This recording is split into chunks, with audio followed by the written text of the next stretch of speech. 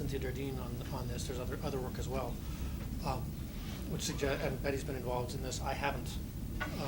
Actually, we just did a PNAS paper out on that question, and one of the features was really interesting. It was interferon resistance, so the innate immune response, being able to circumvent the innate immune response better was a feature of the transmitted founder. So you have a whole slew of different phenotypes, presumably in the chronic, and the thing that establishes is the one that isn't susceptible to interferon control. But that's just one example. It had other features as well. It tended to have more envelope on the surface.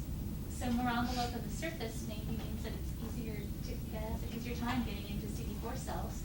But maybe you get less envelope on the surface as you go out because you're having good antibody responses, and it makes you a little bit less susceptible to antibodies. So as you get into chronic, that's disfavored.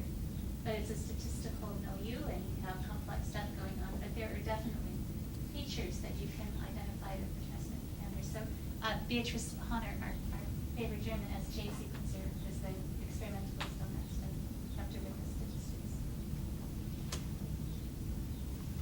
statistics. So you can do, if you have an appropriate colleague, you can do mathematical modeling to quantify the escape rates, and I'd like to take a moment and talk about this. So here in black we've got the viral load. Here in different colors we have the prevalence of different epitope variants as measured by this deep sequencing. And the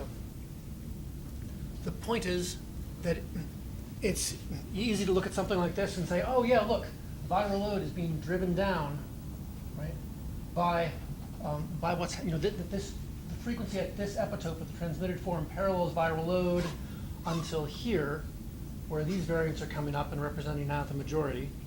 And to a simple-minded person such as myself, I want to look at that and say, oh look, this CTL response is driving viral load down. Okay, and then you can look over here and say this is the same patient, different epitope, and say, well, and this response isn't. Okay, because here you have at these same time points,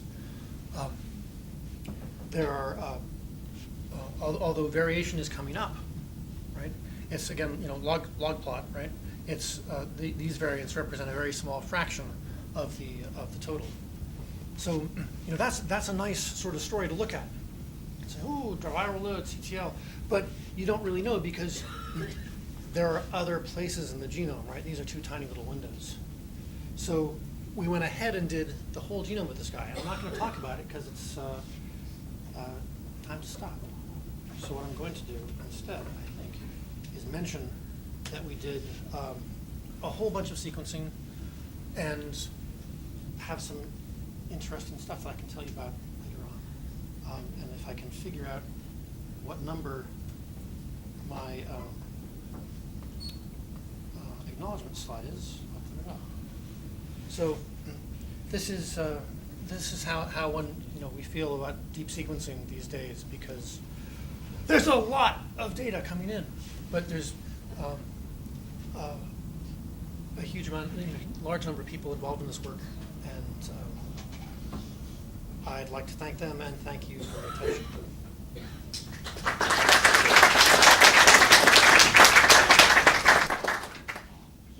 Any burning questions before we break the public? Mere smoldering questions can come later. That's right.